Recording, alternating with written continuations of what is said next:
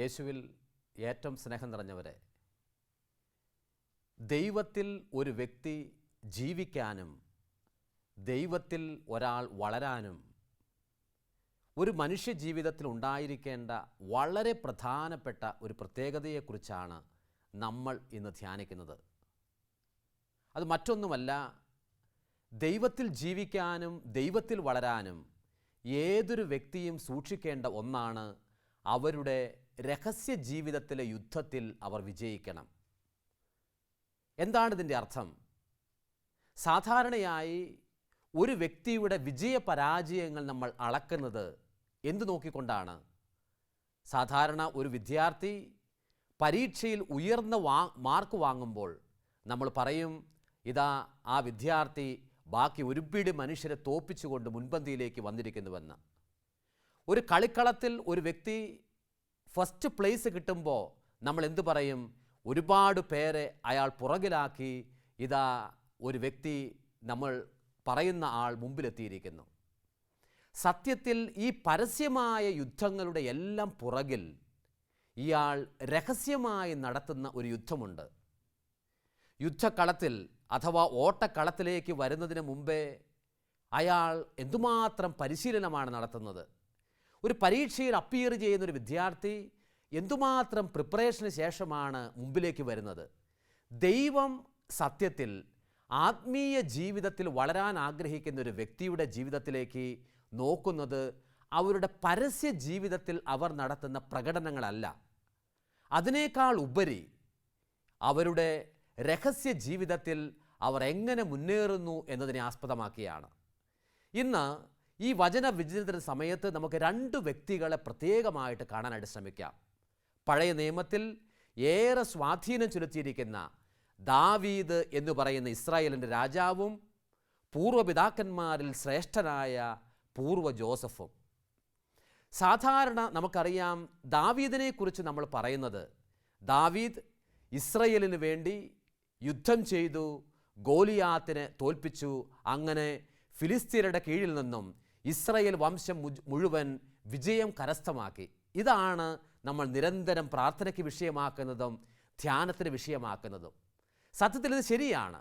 എന്നാൽ ഇതിനു മുമ്പേ എന്തുകൊണ്ട് ദൈവം ദാവീദിനെ തിരഞ്ഞെടുത്തു എന്നുള്ളത് പ്രധാനപ്പെട്ടതാണ്. നിങ്ങൾക്കറിയാമല്ലോ, ജസയുടെ 8 മക്കളിൽ ഏറ്റവും ഇളയവനാണ് ദാവീദ്. അവന് കായിക ബലമില്ല, അവന് യുദ്ധത്തിൽ പോരാളിയാകുവാനായിട്ടുള്ള യാതൊരു പരിശീലനവുമില്ല. എന്നിട്ടും സാമുവേൽ പ്രവാചകൻ വഴി അവനെയാണ് തിരഞ്ഞെടുത്തത്. ഒരിക്കൽ അവൻ ഭക്ഷണവുമായി യുദ്ധമുഖത്ത് പോകുന്ന തൻ്റെ ജ്യേഷ്ഠ സഹോദരന്മാർക്ക് ഭക്ഷണം കൊടുക്കാനായിട്ട് അവൻ പോവുകയാണ്. അവിടെ ചെന്ന് ഭക്ഷണം കൊടുക്കാൻ അവിടെ ചെല്ലുന്ന നേരത്ത് എല്ലാവരും കൂടി ചോദിക്കുന്നതാണ്, നീ എന്തുകൊണ്ട് ആടുകളെ മേയ്ക്കുന്ന ഇടത്തു നിന്നും ഞങ്ങളുടെ അടുത്തേക്ക് വന്നിരിക്കുന്നു? യുദ്ധം കണ്ട് നീ രസിക്കാൻ വേണ്ടി വന്നതാണോ? അവൻ പറഞ്ഞു, ഞാൻ രസിക്കാൻ വേണ്ടി വന്നതല്ല, മറിച്ച് ഇസ്രായേലിൻ്റെ മക്കൾ ഇതാ തോറ്റു തുന്നം പാടുന്നത് എന്നെ ഒരുപാട് വേദനിക്കുന്നു. അതുകൊണ്ട് യുദ്ധത്തിലേക്ക് ഞാൻ ഇറങ്ങാൻ തയ്യാറാണെന്ന് പ്രഖ്യാപിക്കാൻ വേണ്ടി വന്നതാണ്. അവൻ മറ്റാരെയും നോക്കിയില്ല. അവൻ നേരെ പോയത് സാവൂളിൻ്റെ അടുത്തേക്കാണ്. സാവൂൾ രാജാവിൻ്റെ അടുത്ത് ചെന്നുകൊണ്ട് പറഞ്ഞു, രാജാവേ, നമ്മൾ തോറ്റുപോവുകയാണ്, എന്നാൽ ഞാൻ യുദ്ധം ചെയ്യാം. ഞാൻ ഫിലിസ്തീനയുടെ നേതാവുമായ ഇതാ ഗോലിയാത്തുമായി യുദ്ധം ചെയ്യാൻ തയ്യാറാണെന്ന് പറഞ്ഞു. സഹോദരങ്ങളെ, ഇത് കേട്ടപടി സത്യത്തിൽ സാവൂൾ രാജാവ് പകച്ചുപോയി. അവൻ ചോദിച്ചു, നിനക്ക് യുദ്ധത്തിൽ യാതൊരു പ്രാവീണ്യമില്ലല്ലോ, നിൻ്റെ ജ്യേഷ്ഠ സഹോദരന്മാരിവിടെ ഉണ്ട്, അവർക്ക് പോരാട്ടം നടത്തി പരിശീലനമുണ്ട്, പക്ഷെ നിനക്കൊരു പരിശീലനവുമില്ല, എന്നിട്ട് നീ എങ്ങനെ വിജയിക്കുമെന്നാണ് പറയുന്നത്? അപ്പോൾ അദ്ദേഹം പറയുന്ന മറുപടി, ദാവീദ് പറയുന്ന മറുപടി സഹോദരങ്ങളെ വളരെ ശ്രദ്ധേയമാണ്. ദാവീദ് പറഞ്ഞത് ഇങ്ങനെയാണ്, അല്ലയോ സാവൂൾ രാജാവേ, എനിക്ക് കായിക ബലമില്ല, പോരാട്ടത്തിൽ പരിശീലനവുമില്ല, പക്ഷേ എൻ്റെ പിതാവിൻ്റെ ആടുകളെ മേയ്ക്കാനാണല്ലോ എൻ്റെ വിളിയായിരുന്നത്. ആടുകളെ മേയ്ക്കുന്ന സമയത്ത് ആലയിൽ നിന്നും ആടുകളെ പിടിച്ച് സിംഹവും പുലിയും മറ്റു വന്യമൃഗങ്ങളും കൊണ്ടുപോകാറുണ്ട്. ഈ സമയത്ത് ഞാൻ ഇറങ്ങിച്ചെന്ന് ആ വന്യമൃഗങ്ങളെ ഓടിച്ചുകൊണ്ട് ആടുകളെ സ്വന്തമാക്കും. എന്നിട്ടും ആടുകളെ പിടിച്ച് ഈ വന്യമൃഗങ്ങൾ കടിക്കുന്നുണ്ടെന്ന് തോന്നിക്കഴിഞ്ഞാൽ ഞാൻ ആ സിംഹങ്ങളോട് യുദ്ധം ചെയ്ത്, ആ വന്യമൃഗങ്ങളോട് യുദ്ധം ചെയ്ത് അവയെ പിടിച്ച് അടിച്ചുകൊണ്ട് ഇതാ ഞാൻ ആടുകളെ സ്വന്തമാക്കി ആലയിലേക്ക് കൊണ്ടുവരും. സത്യത്തിൽ ഇതാരും കണ്ടിട്ടുണ്ടായിരുന്നില്ല. ദാവീദ് ഇത് സാവൂൾ രാജാവിൻ്റെ മുമ്പിൽ പറയുന്നത് വരെയും മാതാപിതാക്കൾ കണ്ടിട്ടില്ല. ആടുകളെ മേയ്ക്കാനായിട്ട് പറഞ്ഞു വിട്ട ദാവീദിൻ്റെ പിതാവ് ഇത് കണ്ടിട്ടില്ല. 7 സഹോദരന്മാരും കണ്ടിട്ടില്ല. സഹോദരങ്ങളെ, എന്നാൽ ഇസ്രായേലിൻ്റെ ശക്തനായ ദൈവം ഇത് കണ്ടിരുന്നു. ഇവൻ്റെ രഹസ്യ ജീവിതത്തിലെ ഈ യുദ്ധം, ഈ ചെറിയ കാര്യത്തിലാണെങ്കിൽ അവൻ വിശ്വസ്തയോടുകൂടി ദൈവത്തിൻ്റെ മുമ്പിൽ വ്യാപരിക്കുന്ന യുദ്ധം സ്വർഗത്തിലെ പിതാവ് കണ്ടിരുന്നു. ഇത് ഇവന് വലിയ ഒരു ആത്മീയ കരുത്ത് കൊടുക്കുവാനിട വന്നു. തളരാനുള്ള എല്ലാ സാധ്യതകളിൽ നിന്ന് അവൻ വഴിമാറി. അവൻ വലിയ ബലത്തോടുകൂടി ചെന്ന് പറഞ്ഞു, ഞാൻ യുദ്ധത്തിന് തയ്യാറാണ്. നമ്മളെപ്പോഴും ഓർക്കണം, പരസ്യമായ യുദ്ധത്തിന് ഒരു വ്യക്തിയെ ദൈവം തെരഞ്ഞെടുക്കുന്നതിന് മുമ്പ് ദൈവം നോക്കുന്ന ഏറ്റവും പ്രധാനപ്പെട്ട കാര്യം അവൻ അല്ലെങ്കിൽ അവൾ അവളുടെ രഹസ്യമായ യുദ്ധത്തിൽ വിജയിച്ചിട്ടുണ്ടോ എന്നുള്ളതാണ്. രഹസ്യമായ യുദ്ധത്തിൽ വിജയിക്കാത്ത ആരെയും പരസ്യമായ യുദ്ധത്തിന് ദൈവം ക്ഷണിക്കാറില്ല. സത്യത്തിൽ ദാവീദിന് യാതൊരു പരിശീലനവുമില്ലാത്ത യുദ്ധക്കളത്തിലേക്ക് ഇറങ്ങാനുള്ള ആന്തരികമായ ബലം കിട്ടുന്നത് ഈ രഹസ്യ ജീവിതത്തിൽ അവൻ വിജയിച്ചതുകൊണ്ടാണ്. എന്നു പറഞ്ഞാൽ നമ്മളുടെ സ്വകാര്യമായ മുറിയിൽ, നമ്മളുടെ സ്വകാര്യമായ ജീവിതത്തിൽ, നമ്മുടെ ഏറ്റവും പ്രൈവറ്റായ ലൈഫിൽ നമ്മൾ ദൈവത്തിൻ്റെ മുമ്പിൽ എത്രമാത്രം വിശ്വസ്തമായി ജീവിക്കുന്നു എന്നതിനെ ആസ്പദമാക്കിയാണ് ദൈവം വലിയ കാര്യങ്ങൾക്കായി നമ്മളെ ഓരോരുത്തരെയും നിയോഗിക്കുന്നത്. സഹോദരങ്ങൾ, ഇതുപോലെ തന്നെ ഏറ്റവും പ്രധാനപ്പെട്ട ബൈബിളിലെ, പ്രത്യേകിച്ചും പഴയ നിയമത്തിലൊരു വ്യക്തിയാണ് പൂർവ്വ ജോസഫ്. നിങ്ങൾക്ക് പലർക്കും പരിചയമുള്ളതുപോലെ തന്നെ പൂർവ്വ ജോസഫ് ഒരുപാട് തെറ്റിദ്ധരിക്കപ്പെട്ട യുവാവാണ്. പിതാവിൻ്റെ ഏറ്റവും ഇളയവനായി ജനിച്ചു എന്നുള്ളതുകൊണ്ട് ഒരുപാട് അസൂയയുടെ കാരണമായി ഒരുപാട് പീഡാനുഭവങ്ങളിലൂടെ പൂർവ്വ ജോസഫ് കടന്നുപോയി. അങ്ങനെ ഇരിക്കെയാണ് ഫറവോ രാജാവിൻ്റെ കീഴിലുള്ള ഏറ്റവും വലിയ സൈന്യാധിപന്മാരിൽ ഒരാളായ പൊത്തിഫറിൻ്റെ വീട്ടിലേക്ക് ഇവൻ പോകാനിടവരുന്നത്. പൊത്തിഫർ ഇവനെ വിലയ്ക്ക് വാങ്ങുന്നതാണ്. പൊത്തിഫറിൻ്റെ വീട്ടിൽ ചെന്നു. ഇവൻ അടിമ ചെറുക്കനാണ്. അടിമ ചെറുക്കന് ഒരിക്കലും ഒരു അഡ്രസ്സില്ല. അഡ്രസ്സ് ഇല്ലാത്തവനാണ് അടിമ. എന്നും അടി കൊള്ളുന്നവൻ എന്നാണ് അടിമ എന്ന് പറയുന്ന വാക്കിൻ്റെ തന്നെ അർത്ഥം. അപ്പോൾ ഈ അഡ്രസ്സ് ഇല്ലാത്തവൻ എന്നും ജീവിക്കേണ്ടത് ആരുടെ അഡ്രസ്സിലാണ്? ആര് പറയുന്നതനുസരിച്ചാണ്? എന്നും ജീവിക്കേണ്ടത് യജമാനൻ പറയുന്നതനുസരിച്ചാണ്. അങ്ങനെ ഇരിക്കുകയാണ് ഇതാ പൊത്തിഫർ ഒരു ദിവസം, യജമാനൻ പുറത്തേക്ക് പോയ ദിവസം, ഇതാ പൊത്തിഫറിൻ്റെ ഭാര്യ ഇവനെ പാപത്തിനായിട്ട് ക്ഷണിക്കുന്നു. സത്യത്തിൽ ഇവന് യജമാനത്തെ വിളിച്ചതാണ്. യജമാനത്തെ വിളിച്ചതുകൊണ്ട് അടിമയായ ഒരു ചെറുക്കന് ഏതൊരു പാപത്തിലും ഉൾപ്പെടുന്നതിന് എന്തെങ്കിലും കുഴപ്പമുണ്ടോ സഹോദരങ്ങളെ? ഒരു കുഴപ്പവുമില്ല. കാരണം ഇവൻ അഡ്രസ്സില്ല. മാത്രവുമല്ല, ഇവനിൽ നിന്ന് വലിയ ഒരു മോറൽ ലൈഫൊന്നും ആരും പ്രതീക്ഷിക്കേണ്ട ആവശ്യവുമില്ല. എങ്കിലും തുടർന്ന് ബൈബിൾ പറയുന്ന വാക്കുകൾ വളരെ ശ്രദ്ധേയമാണ്. ഉൽപ്പത്തി പുസ്തകം 39-ാമത്തെ അധ്യായത്തിൽ നമ്മൾ വായിക്കുന്നത് ഇങ്ങനെയാണ്. ഇതാ ജോസഫ് പറഞ്ഞു, എൻ്റെ ദൈവത്തിൻ്റെ മുമ്പിൽ ഇത്രയും നീചമായൊരു പ്രവൃത്തി എങ്ങനെ എനിക്ക് പ്രവർത്തിക്കാൻ കഴിയും? ഈ വാക്കുകൾ വായിക്കുമ്പോൾ സഹോദരങ്ങളെ, നമ്മളെപ്പോഴും ഓർക്കണം, ഇവൻ ഈ പാപത്തിൽ ഉൾപ്പെട്ടിട്ട് ഇരുന്നെങ്കിൽ പോലും ദൈവം ഇവനോട് പൊറുത്തേനെ. കാരണം എന്താണ്? ഇവൻ അടിമ ചെറുക്കനാണ്. യജമാനും യജമാനത്തെയും പറയുന്നത് അനുസരിച്ചാലേ അവന് ജോലിയിൽ മുന്നേറാൻ പറ്റൂ. അല്ലെങ്കിൽ അവൻ്റെ ജോലി പോകും. അവൻ്റെ അടിമ എന്നുള്ളൊരു യോഗ്യത പോലും പോകും. ആ വീട്ടിൽ നിന്ന് ഒരുപക്ഷെ അവനെ ഇറക്കി വിടാൻ സാധ്യതയുണ്ട്. അവന് നിലനിൽപ്പില്ല. അവന് ഭക്ഷണം കഴിക്കാനുള്ള ഭക്ഷണത്തിനുള്ള വകയില്ല. അതുകൊണ്ട് അവൻ ആ പാപത്തിലേക്ക് അവനെ തന്നെ വെച്ചു കൊടുത്താൽ പോലും ദൈവം അവനോട് ക്ഷമിച്ചേനെ. എന്നിട്ടും പൂർവ്വ ജോസഫ് പറഞ്ഞു, എങ്ങനെ എൻ്റെ ദൈവത്തിൻ്റെ മുമ്പിൽ ഇത്ര കണ്ട് നീചമായൊരു പ്രവൃത്തി എനിക്ക് ചെയ്യാൻ കഴിയും? രഹസ്യമായ ഇവൻ്റെ ഈ പ്രവൃത്തി സ്വർഗത്തിലെ അപ്പൻ, സ്വർഗത്തിലെ പിതാവ് സ്നേഹത്തോടുകൂടി കണ്ടു.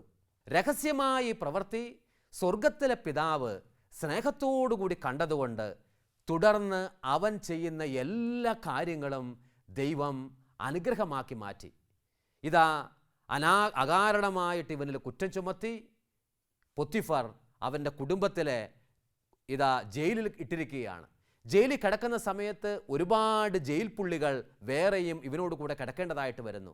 അവിടെ വെച്ച് അവർ പറയുന്ന അവർക്കുള്ള സ്വപ്നങ്ങളുടെ വ്യാഖ്യാനങ്ങൾ ഇവൻ പറയുന്നു. തുടർന്ന് ഫറവോ രാജാവിൻ്റെ സ്വപ്നം പോലും വ്യാഖ്യാനിക്കാൻ ഇവൻ ക്ഷണിക്കപ്പെടുന്നു. ഒന്ന് ആലോചിച്ച് നോക്കുക. സത്യത്തിൽ അവൻ പൊത്തിഫറിൻ്റെ ഭാര്യ പറയുന്ന ആ രഹസ്യമായ പാപത്തിൽ ഉൾപ്പെട്ടിരുന്നെങ്കിൽ അവൻ്റെ ജീവിതം മുഴുവൻ അടിമ ബാലൻ അല്ലെങ്കിൽ അടിമയായി ജീവിച്ച ജോസഫ് എന്ന് പറഞ്ഞുള്ള ഒരു ചരിത്രത്തിൽ മുഴുവൻ പൂർത്തിയായേനെ. എന്നാൽ ഇന്നും അൾത്താരകളിൽ ഓർമ്മിപ്പിക്കപ്പെടുന്ന പൂർവ്വ ജോസഫായി അവൻ വിജയിക്കാനുള്ള കാര്യം, ഇന്ന് അവനെക്കുറിച്ച് പരസ്യമായി എല്ലാവരും പ്രസംഗിക്കാനുള്ള കാരണം അവൻ്റെ രഹസ്യമായ യുദ്ധത്തിൽ വിജയിച്ചിരുന്നു. എന്നെ കേൾക്കുന്ന മാതാപിതാക്കളെ, സഹോദരങ്ങളെ, എൻ്റെയും നിങ്ങളുടെയും, അവനൊരു വൈദികനായിക്കൊള്ളട്ടെ, അവനൊരു സന്യാസി ആയിക്കൊള്ളട്ടെ, ഒരു കുടുംബജീവിതം നയിക്കുന്ന വ്യക്തിയോ ഒരു യുവാവോ യുവതിയോ ആയിക്കൊള്ളട്ടെ, നമ്മൾ പലപ്പോഴും കരുതുന്നത് ഒരാളുടെ എക്സലൻസ് എന്ന് പറയുന്നത് അവരുടെ സ്റ്റേജ് പെർഫോമൻസ് ആണ്. അവർ ഒരു വേദിയിൽ ശോഭിക്കുന്നതാണ്, ഒരു കളിക്കളത്തിൽ വിജയിക്കുന്നതാണ്, ഒരു എക്സാമിന് എക്സൽ ചെയ്യുന്നതാണ്. എന്നാൽ ഒരു തെരഞ്ഞെടുപ്പ് ദൈവം നടത്തുന്നതിൻ്റെ പുറകിൽ, ഒരു ഉയർച്ച ദൈവം നൽകുന്നതിൻ്റെ പുറകിൽ ദൈവം എപ്പോഴും നോക്കുന്നൊരു കാര്യമാണ്, നിന്റെ രഹസ്യ ജീവിതത്തിലെ യുദ്ധത്തിൽ മനോഹരമായി വിജയിച്ചിട്ടുണ്ടോ? എങ്കിൽ നിന്നോട് കൂടെ ദൈവത്തിൻ്റെ സമാധാനമുണ്ട്, നിന്നോട് കൂടെ സ്വർഗത്തിലെ പിതാവ് നൽകുന്ന പരസ്യ ജീവിതത്തിലെ യുദ്ധത്തിലുള്ള വിജയവുമുണ്ട്. യേശുവിൽ ഏറ്റവും സ്നേഹമുള്ളവരെ, ഇത് പഴയ നിയമത്തിൽ മാത്രമല്ല, പുതിയ നിയമത്തിൽ പൗലോസ് അപ്പസ്തോലൻ വളരെ പ്രത്യേകമായി സഭയിലെ ഡീക്കന്മാരെയും ശ്രേഷ്ഠരായ വ്യക്തികളെയും തിരഞ്ഞെടുക്കുമ്പോൾ വളരെ പ്രത്യേകമായി നിങ്ങൾ ഒരു കാര്യം ശ്രദ്ധിക്കണമെന്ന് നിഷ്കർഷിക്കുന്നുണ്ട്, ശ്രദ്ധിക്കണമെന്ന് പറയുന്നുണ്ട്. പൗലോസ് അപ്പസ്തോലൻ തിമോത്തിയോസിന് എഴുതിയ 1-ാമത്തെ ലേഖനം 3-ാമത്തെ അധ്യായം 9-10 തിരുവചനങ്ങളാണ് നമ്മൾ കാണുന്നത്. പറയുന്നത് എങ്ങനെയാണ്? പൗലോസ് തിമോത്തിയോസിനോട് പറയുകയാണ്, സഭയിലെ ശ്രേഷ്ഠന്മാരെ നമ്മൾ ക്ഷണിക്കുമ്പോൾ, എന്ന് പറഞ്ഞാൽ നേതാക്കന്മാരെ നമ്മൾ വിളിക്കുമ്പോൾ, നേതാക്കന്മാരെ നമ്മൾ അപ്പോയിൻ്റ് ചെയ്യുമ്പോൾ നമ്മൾ ശ്രദ്ധിക്കേണ്ട ഏറ്റവും പ്രധാനപ്പെട്ട കാര്യങ്ങളിൽ ഒന്ന്, അവർ രഹസ്യ ജീവിതത്തിൽ പരീക്ഷകളെ അതിജീവിച്ചിരിക്കുന്ന വ്യക്തികളാണ്. രഹസ്യ ജീവിതത്തിലെ പരീക്ഷകളെ അതിജീവിച്ചിരിക്കുന്ന വ്യക്തികളാണെങ്കിൽ തീർച്ചയായും പരസ്യ ജീവിതത്തിലെ യുദ്ധത്തിൽ അവർ വിജയിക്കും. അങ്ങനെയുള്ളവരെയാണ് സഭയിലെ മൂപ്പന്മാരായി, നേതാക്കന്മാരായി, ഡീക്കന്മാരായി, സഭയിലെ പ്രമുഖരായ വ്യക്തികളായി നമ്മൾ ഉയർത്തി കാണിക്കേണ്ടത് എന്ന് പൗലോസ് തിമോത്തിയോസിനോട് പറയുകയാണ്. സഹോദരങ്ങളെ, ചിലരെങ്കിലും ഇങ്ങനെ പറയാറുണ്ട്, ഞങ്ങൾ ഒരുപാട് നേരം ഒരുപാട് പരിശ്രമിക്കുന്നുണ്ട്, ഒരുപാട് പേർക്ക് നന്നായി പെർഫോം ചെയ്യാനുള്ള സ്റ്റേജുകൾ കിട്ടുന്നുണ്ട്, ടെലിവിഷനിൽ പ്രസംഗിക്കാനുള്ള അവസരങ്ങൾ കിട്ടുന്നുണ്ട്, പ്രയറുകൾ ഗൈഡ് ചെയ്യാനുള്ള ലീഡ് ചെയ്യാനുള്ള അവസരങ്ങൾ കിട്ടുന്നുണ്ട്, പാട്ട് പാടാനുള്ള അവസരങ്ങൾ കിട്ടുന്നുണ്ട്, പക്ഷെ ഞങ്ങൾക്കൊന്നും കിട്ടുന്നില്ല എന്ന്. ഞങ്ങൾ എന്തോരം കാലമായതുമായിട്ട് നടക്കുന്നു, പക്ഷെ ഞങ്ങൾക്ക് ഒരു അവസരവും ഇല്ല. ഈ അവസരമില്ല എന്ന് ചിന്തിക്കുന്നവർ ആരെങ്കിലും ഇന്ന് ഈ ദൈവത്തിൻ്റെ ശുശ്രൂഷയിൽ പങ്ക് പറ്റുന്നുണ്ടെങ്കിൽ സഹോദരങ്ങൾ ഇന്ന് ഓർക്കണം, നിങ്ങൾ നിങ്ങളുടെ രഹസ്യമായ ജീവിതത്തിലെ യുദ്ധത്തിൽ വിജയിക്കുന്നുണ്ടോ? ദൈവം നൽകിയിരിക്കുന്ന ഒരു ചെറിയ ദൗത്യം, ഒരുപക്ഷെ വളരെ ചെറിയൊരു കാര്യമായിരിക്കാം നിങ്ങൾ ചെയ്യുന്നത്. ആ ഒരു ചെറിയ കാര്യത്തിൽ നിങ്ങൾ വിശ്വസ്തയോടുകൂടി ജീവിക്കുന്നുണ്ടോ? ഒരു സെൽ ഗ്രൂപ്പിൽ ഒരു പ്രയർ ഗൈഡ് ചെയ്യുന്ന ഒരു ശുശ്രൂഷയായിരിക്കാം നിൻ്റേത്. ആ രഹസ്യമായ ശുശ്രൂഷ ഏറ്റവും മനോഹരമായും ഏറ്റവും വിശ്വസ്തയോടുകൂടിയും നീ നിർവഹിച്ചു കഴിഞ്ഞാൽ നിൻ്റെ പരസ്യകാല ജീവിതത്തിലെ മനോഹരമായൊരു ശുശ്രൂഷയ്ക്ക് ദൈവം ഒരു സ്റ്റേജ് ഒരുക്കി വെച്ചിട്ടുണ്ട് എന്നുള്ള കാര്യം മറക്കരുത്. ആത്മീയ ജീവിതത്തിൽ വളർച്ചയ്ക്ക് വേണ്ടി ആഗ്രഹിക്കുന്ന ഏതൊരു ദൈവത്തിൻ്റെ മകനും മകളും ആഗ്രഹിച്ച് ഉള്ളിൽ സ്വീകരിക്കേണ്ട ഒന്നാണ്, കർത്താവെ, എനിക്ക് ഏൽപ്പിക്കപ്പെട്ടിരിക്കുന്ന ഒരു ചെറിയ ദൗത്യമാണെങ്കിൽ പോലും അത് ഏറ്റവും മനോഹരമായി നിർവഹിക്കുവാനുള്ള കൃപ കിട്ടണമേ എന്ന്. ഈ കാലയളവിൽ ഒരുപാട് വ്യക്തികൾ പ്രാർത്ഥിക്കുന്ന പ്രാർത്ഥനയാണ് കുരിശിൻ്റെ വിശുദ്ധ ജപമാല, ഡിവൈൻ മേഴ്സി പ്രയർ, കരുണയുടെ ഏറ്റവും അനുഗ്രഹീതമായ പ്രാർത്ഥന. ഇത് പോളണ്ടിലെ ക്രൊക്കോവോയിലെ ഒരു പാവപ്പെട്ട കന്യാസ്ത്രീ, ഒരു പാവപ്പെട്ട സിസ്റ്റർ ഫൗസ്റ്റീനയ്ക്ക് ദൈവത്തിൻ്റെ പരിശുദ്ധാത്മാവ് കൊടുത്ത പ്രാർത്ഥനയാണ്. ഈ പ്രാർത്ഥനയിലൂടെ ആ സിസ്റ്റർ വളരെ പോപ്പുലറായി എന്ന് മാത്രമല്ല, ആ സിസ്റ്ററെ വിശുദ്ധയായി സഭ വാഴ്ത്തി. ഈ വിശുദ്ധയായി വാഴ്ത്തിയതും ഈ പ്രാർത്ഥന എല്ലാവർക്കും സഭയ്ക്കും അനുഗ്രഹവുമായി കിട്ടിയ ന്യൂസ് മാത്രമേ ഇന്ന് എല്ലാവർക്കും പരിചയമായിട്ടുള്ളൂ. എന്നാൽ അവളുടെ രഹസ്യമായ ജീവിതത്തിൽ നടത്തിയ യുദ്ധങ്ങൾ അവളുടെ ഡയറി കുറിപ്പുകൾ അവൾ എഴുതി വച്ചിട്ടുണ്ട്. അവൾ എഴുതിയിരിക്കുന്നത് ഇങ്ങനെയാണ്: ഒരുപാട് പേരാൽ ശ്രദ്ധിക്കപ്പെടാനുള്ളൊരാഗ്രഹം എനിക്കുണ്ടായിരുന്നു. അങ്ങനെ ഇരിക്കെയാണ് ദിവ്യകാരുണ്യ കർത്താവിൻ്റെ മുമ്പിൽ ഇരിക്കുമ്പോൾ കർത്താവ് എന്നോട് പറഞ്ഞു, മോളെ ഫൗസ്റ്റീനെ, നീ ഒരിക്കലും മറ്റുള്ളവരാൽ സ്വീകരിക്കപ്പെടാനോ അംഗീകരിക്കപ്പെടാനോ പുകഴ്ത്തപ്പെടാനോ ആഗ്രഹിക്കരുത്. ആ ആഗ്രഹം നീ എന്ന് കൈവിടുന്നുവോ അന്ന് ഞാൻ വളരെ കാര്യമായി നിന്നെ ഉയർത്തുമെന്ന്. സഹോദരങ്ങളെ, ഡയറി കുറിപ്പിൽ അവൾ ഇതെല്ലാം എഴുതി വച്ചിട്ടുണ്ടായിരുന്നു. നാളുകൾ കഴിഞ്ഞു. അവൾ പോളണ്ടിന് വേണ്ടി പ്രാർത്ഥിക്കാൻ തുടങ്ങി. അങ്ങനെയാണ് ദൈവത്തിൻ്റെ പരിശുദ്ധാത്മാവ് ഒരു നിർണായകമായ സമയത്ത് കരുണയുടെ ജപമാല ഈ പാവപ്പെട്ട സിസ്റ്ററിന് വെളിപ്പെടുത്തി കൊടുക്കുന്നതും ഇന്ന് ലോകവ്യാപകമായി പരിശുദ്ധ കന്യകാമറിയത്തിൻ്റെ ജപമാല ചൊല്ലുന്നത് പോലെ തന്നെ കരുണയുടെ ജപമാല ധാരാളം വ്യക്തികൾ ചൊല്ലാൻ ഇടവരുകയും ചെയ്യുന്നു. എപ്പോഴും നമ്മൾ ഓർക്കണം, ആത്മീയ ജീവിതത്തിൽ ദൈവം ഒരു പ്രമുഖമായ ഒരു സ്റ്റേജ് ഒരു വ്യക്തിക്ക് ഒരുക്കി കൊടുക്കുന്നതിന് മുമ്പ് അവളെ അല്ലെങ്കിൽ അവനെ ഒരുപാട് ദൈവം വെട്ടി മെരുക്കാറുണ്ട്, ചവിട്ടി മെതിക്കാറുണ്ട്. ആ ചവിട്ടലിനും ആ മെതിക്കലിനും വിധേയമാകാതെ, ആ വെട്ടി ഒരുക്കലിന് വിധേയമാകാതെ നമ്മളിൽ ആരെങ്കിലും ഒരു സ്റ്റേജ് കൊതിച്ചാൽ അത് നമ്മുടെ ആത്മീയ ജീവിതത്തെ വളരെ മോശപ്പെട്ട വിധത്തിൽ വ്യാഖ്യാനിക്കുന്നതിന് സമാനമാണ്. ഇത് മാത്രവുമല്ല, സഭയുടെ പരസ്യമായ യുദ്ധത്തിൽ പണ്ട് കാലത്തേക്കാൾ സഭ എന്തുകൊണ്ട് തളർന്നു വീഴുന്നു എന്നുകൂടി നമ്മൾ ചിന്തിക്കേണ്ടത് ആവശ്യമാണ്. സഭ ഇന്ന് പരസ്യമായ യുദ്ധത്തിൽ, സ്റ്റേറ്റുകളുമായുള്ള യുദ്ധത്തിൽ, രാജ്യ നിയമങ്ങളുമായുള്ള യുദ്ധത്തിൽ വളരെയധികം പല രാജ്യങ്ങളിലും പരാജയപ്പെടുന്ന വാർത്തകൾ നമ്മൾ കേൾക്കാറുണ്ട്, വായിക്കാറുണ്ട്. ഇത് വായിക്കുമ്പോഴൊക്കെയും എൻ്റെ മനസ്സിലേക്ക് എപ്പോഴും കടന്നു വരുന്ന ചിന്ത ഇതാണ്: സഭയിലെ ദൈവമക്കൾ അവരുടെ രഹസ്യമായ യുദ്ധത്തിൽ പലപ്പോഴും പരാജയപ്പെടുന്നതുകൊണ്ട്. എന്ന് പറഞ്ഞാൽ, ആശ്രമങ്ങളിലെ സന്യാസിമാർ അവരുടെ രഹസ്യമായ ജീവിതത്തിലെ യുദ്ധത്തിൽ പരാജയപ്പെടുന്നതുകൊണ്ട്. വിശ്വാസികളായ പരശതം മനുഷ്യർ കർത്താവിനോട് ബഹുമാനവും കൂറും പുലർത്തി അവരുടെ രഹസ്യമായ യുദ്ധത്തിൽ പരാജയപ്പെടുന്നതുകൊണ്ട്. ദൈവം പ്രത്യേകമായി വിളിച്ചിരിക്കുന്ന സഭയിലെ അനുഗ്രഹീതരായ ശുശ്രൂഷകർ അവിശ്വസ്തയോടുകൂടി ജീവിക്കുന്നതുകൊണ്ട്, ഒരാളും അത് കാണുന്നില്ലെങ്കിലും സ്വർഗത്തിലെ അപ്പൻ അത് കാണുന്നതുകൊണ്ട്, സ്വർഗത്തിലെ നമ്മുടെ പിതാവ് അത് കാണുന്നതുകൊണ്ട് സഭയുടെ പരസ്യമായ യുദ്ധത്തിൽ സഭ പലയിടങ്ങളിലും ദാരുണമായി പരാജയപ്പെടുന്നു. മാതാപിതാക്കളെ, സഹോദരങ്ങളെ, കുടുംബത്തിലെ യുദ്ധത്തിൽ പരാജയപ്പെടാനുള്ള കാരണം കുടുംബത്തിലെ പല അംഗങ്ങളും അവരുടെ സ്വകാര്യമായ മുറികളിലെ യുദ്ധത്തിൽ വിജയിക്കുന്നില്ല എന്നുള്ളത് കൊണ്ടാണ്. വൈദിക ജീവിതത്തിൽ പലരും പരാജയപ്പെടാനുള്ള കാരണം അവരുടെ രഹസ്യമായ യുദ്ധത്തിൽ പരാജയപ്പെടുന്നു എന്നുള്ളതാണ്. സഭാഗാത്രത്തിൻ്റെ പൊതുവായ യുദ്ധത്തിൽ സഭ പലയിടങ്ങളിലും ശോചനീയമായി പരാജയപ്പെടാനുള്ള കാരണം സഭാഗാത്രത്തിലെ ദൈവമക്കൾ അവരുടെ രഹസ്യമായ യുദ്ധത്തിൽ ശോചനീയമായി പരാജയപ്പെടുന്നു എന്നുള്ളതാണ്. നമുക്ക് കർത്താവിനോട് പ്രാർത്ഥിക്കാം: കർത്താവെ, ഞങ്ങളുടെ രഹസ്യയുദ്ധങ്ങളിൽ ഏറെ സ്നേഹത്തോടെ വിജയിക്കാൻ, വിശ്വസ്തയോടുകൂടി മുന്നേറാൻ ഞങ്ങളെ ഓരോരുത്തരെയും അനുഗ്രഹിക്കണമേ.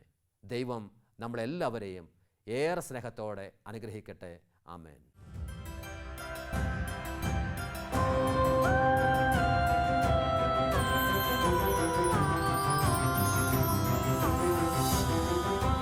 Upasana.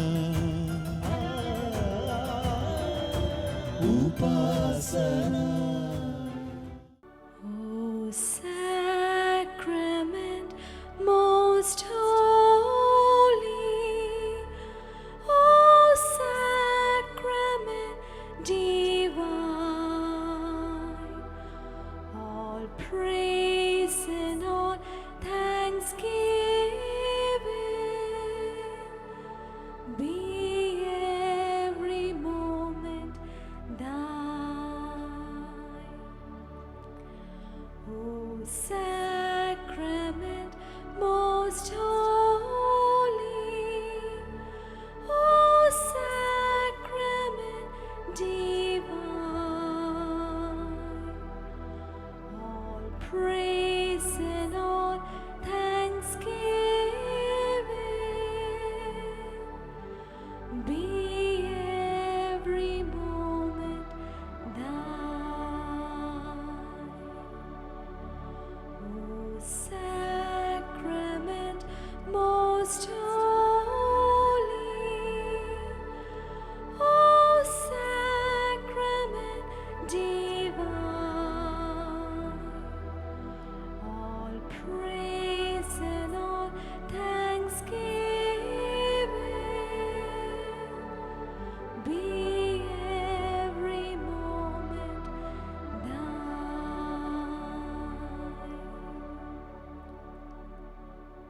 ദിവ്യകാരുണ്യ കർത്താവേ, അങ്ങയുടെ വിശുദ്ധമായ സാന്നിധ്യം അനുഭവിച്ചറിഞ്ഞ് ഞങ്ങൾ ഓരോരുത്തരും അവിടുത്തെ മുമ്പിലായിരിക്കുന്നു. കർത്താവെ, ഞങ്ങൾക്കൊരു കാര്യം അറിയാം, അവിടുന്ന് ഞങ്ങളെ ഓരോരുത്തരെയും സ്പർശിക്കാനും ഞങ്ങളെ ഓരോരുത്തരെയും ഏറ്റെടുക്കുവാനുമാണ് അവിടുന്ന് ഞങ്ങളുടെ മുമ്പിൽ ആഗതനായിരിക്കുന്നത്. കർത്താവെ, ഓരോ ദൈവ പൈതലിനെയും ഓരോ കാലങ്ങളിലും വളരെ പ്രത്യേകമായി ദൈവ ശുശ്രൂഷകൾക്ക് വേണ്ടി നിയോഗിക്കുന്നതിന് മുമ്പേ എത്രയോ പരീക്ഷകളിലൂടെ അവരെ ഓരോരുത്തരെയും കടത്തിവിടുന്നു. ദൈവത്തിൻ്റെ തിരഞ്ഞെടുത്ത ദാസനായ പൗലോസ് അപ്പസ്തോലൻ്റെ ഇഷ്ടശിഷ്യനായ തിമോത്തിയോസിനോട് പൗലോസ് പല ആവർത്തി ഇങ്ങനെ പറഞ്ഞുകൊണ്ടിരുന്നു: തിമോത്തിയോസേ, നിന്റെ രഹസ്യമായ പരീക്ഷകളെ നീ ഏറ്റവും മനോഹരമായി നേരിടണം. രഹസ്യമായ പരീക്ഷകളെ നേരിട്ട് വിജയിക്കുന്നവരെയാണ് പരസ്യമായ യുദ്ധങ്ങൾക്ക് വേണ്ടി ദൈവമായ കർത്താവ് നിയോഗിക്കുന്നത്.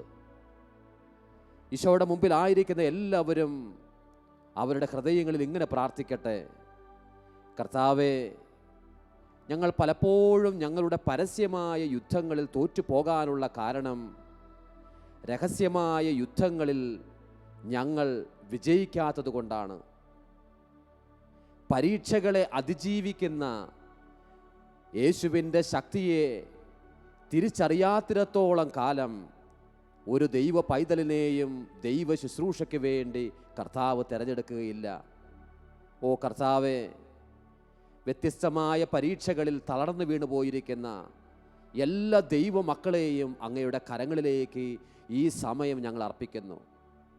വളരെ പ്രത്യേകമായി പ്രാർത്ഥനാ ജീവിതം ഉപേക്ഷിച്ച് കളഞ്ഞവർ, ആത്മീയമായ മരവിപ്പ് അനുഭവപ്പെടുന്ന നിൻ്റെ ദൈവമക്കൾ, വിശ്വാസ ജീവിതത്തിൽ നിന്ന് മാറിപ്പോയിട്ടുള്ളവർ, വിശ്വാസ ജീവിതത്തിൽ നിന്ന് വഴിമാറിപ്പോയ മക്കളെ ഓർത്ത് വേദനിക്കുന്ന മാതാപിതാക്കൾ, ജീവിത പങ്കാളിയെ ഓർത്ത് വേദനിക്കുന്നവർ, ഓ കർത്താവെ, അങ്ങയുടെ കരങ്ങളിൽ ഈ അനുഗ്രഹീതമായ മണിക്കൂർ ഞങ്ങൾ സമർപ്പിച്ച് പ്രാർത്ഥിക്കുന്നു.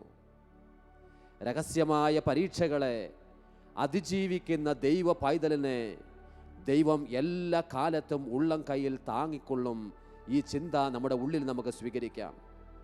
ദിവ്യകാരുണ്യ കർത്താവിനെ നോക്കിക്കൊണ്ട് നമുക്ക് ഈ ഒരു വാഗ്ദാനം എടുക്കാൻ ശ്രമിക്കാം.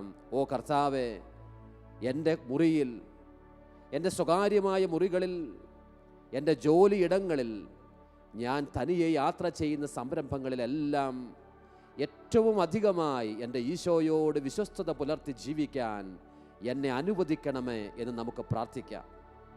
കർത്താവിൻ്റെ സാന്നിധ്യം കൊണ്ട് ഓരോ ദൈവത്തിൻ്റെ മകനും മകളും ഇപ്പോൾ നിറയട്ടെ. യുദ്ധക്കളത്തിൽ വിജയിക്കാൻ തക്കവിധത്തിലുള്ള ആന്തരികമായ ബലം ഓരോ ദൈവമകനും ദൈവമകൾക്കും ഇപ്പോൾ ലഭിക്കട്ടെ. കർത്താവെ, നിൻ്റെ വലിയ ശക്തി കൊണ്ടും വലിയ സാന്നിധ്യം കൊണ്ടും ഓരോ മകനെയും മകളെയും നിറയ്ക്കണമെന്ന് ഞങ്ങൾ പ്രാർത്ഥിക്കുന്നു. ആരും കാണാത്ത എൻ ജീവിതത്തിലെ രഹസ്യങ്ങളെ നാഥ ശുദ്ധി ചെയ്യൂ. ആരും കാണാത്ത എൻ ജീവിതത്തിലെ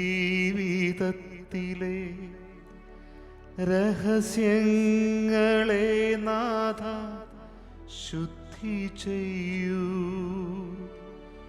ലോകത്തെ വിജയിക്കാൻ, തിന്മയെ തോൽപ്പിക്കാൻ കൃപയേകണേ നാഥ ഈ നിമിഷം. ലോകത്തെ വിജയിക്കാൻ, തിന്മയെ തോൽപ്പിക്കാൻ കൃപയേകണേ നാഥ ഈ നിമിഷം. ആരും കാണാത്ത എൻ ജീവിതത്തിലെ രഹസ്യങ്ങളെ നാഥ ശുദ്ധി ചെയ്യൂ. ലോകത്തെ വിജയിക്കാൻ, തിന്മയെ തോൽപ്പിക്കാൻ കൃപയേകണേ നാഥ ഈ നിമിഷം. 30 വർഷക്കാലം രഹസ്യമായ ജീവിതത്തിലെ യുദ്ധക്കളത്തിൽ വിജയിച്ചതിന് ശേഷം മാത്രമാണ് പരസ്യമായ യുദ്ധക്കളത്തിലേക്ക് സ്വർഗത്തിലെ പിതാവ് ഏകജാതനെ പോലും എടുത്ത് ഉയർത്തി മാറ്റിയത്. ഇതാ, ആന്തരികമായ ബലം ആവശ്യമുള്ള ഏതൊരു വ്യക്തിയും അവരുടെ വ്യക്തിപരമായ ജീവിതത്തിൽ ആന്തരികമായ വിശുദ്ധി കാത്തു സൂക്ഷിക്കാൻ കർത്താവിൻ്റെ ആത്മാവ് നമ്മോട് ഓരോരുത്തരോടും ആവശ്യപ്പെടുന്നു. എവിടെയാണ് നമ്മൾ വീണ് പോയത്? പലപ്പോഴും ആത്മീയ ജീവിതം മുന്നോട്ട് പോകുന്നില്ലല്ലോ എന്നോർത്ത് നമ്മൾ വേദനിക്കാനുള്ള കാരണം എന്താണ്? എവിടെയാണ് നമ്മൾ തകർന്നു വീണ് പോയത്? കർത്താവെ, ഞങ്ങൾ ഇന്ന് അറിയുന്നു, മറ്റുള്ളവർ സഹായിക്കാത്തത് കൊണ്ടല്ല, മറ്റുള്ളവർ ഞങ്ങളെ തഴഞ്ഞു മാറ്റി നിർത്തിയത് കൊണ്ടല്ല, അവസരങ്ങൾ ഞങ്ങൾക്ക് നിഷേധിക്കപ്പെട്ടത് കൊണ്ടുമല്ല, മറിച്ച് ഞങ്ങളുടെ സ്വകാര്യമായ യുദ്ധങ്ങളിൽ ഞങ്ങൾ തോറ്റുപോകുന്നു.